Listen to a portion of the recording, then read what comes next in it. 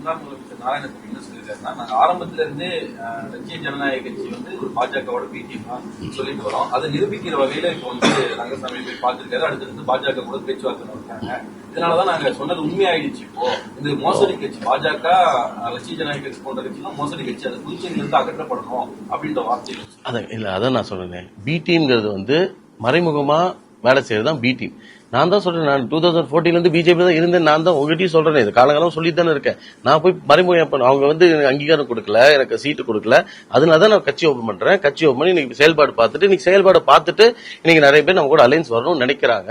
இன்னொன்னு, நம்மளும் இன்னைக்கு வந்து லாஜிக்கலா வச்சு யூனியன் டெரிட்டரி, யூனியன் பிரதேசத்துல வந்து நம்ம வந்து தனித்து நம்ம ஜெயிச்சுட்டு வந்துட்டாலும் இங்க ஒன்னும் சாதிக்க முடியாது. சாதிக்காம நான் திரும்பி ஊருக்கு போறதுக்காக என்னோட தொழில் எல்லாத்தையும் விட்டுட்டு நம்ம அரசியலுக்கு வரோம். நம்ம வந்து நின்று ஜெயிச்ச மக்களுக்கு ஏதாவது நம்ம பிரயோஜனமா இருக்கணுமே தவிர, அதுக்கு பேசாம நான் இருக்கிற வேலையை பார்த்துட்டு நான் அதை சம்பாதிச்சுட்டு போயிடுவேன். எதுக்காக வரோம்? அரசியல வந்து நம்ம வந்து மக்களுக்கு நல்ல செய்யணும் வரோம். அதுக்கு என்ன நல்ல விதமோ அதுதான் நம்ம அலைன்ஸ்ங்கிறது. அது ஓப்பன். நான் ஃபர்ஸ்ட் டிவி கூட தான் நான் அலைன்ஸ் பண்றோம்னு ஒரு பிளான் இருந்தது. இப்ப மத்த அலைன்ஸ் ஓப்பன் ஆகுது.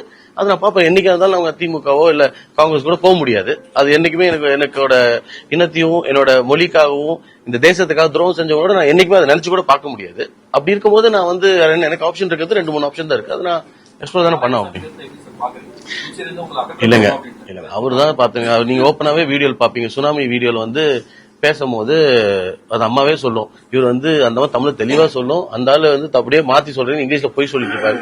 நீங்க அவர் குள்ள நிறைய கேரக்டர்ஸ் எல்லாம் வச்சுக்கிட்டு நீங்க அவர் சொல்றதெல்லாம் ஒரு வார்த்தையா எடுத்து நம்ம கிட்ட பேசுறது வந்து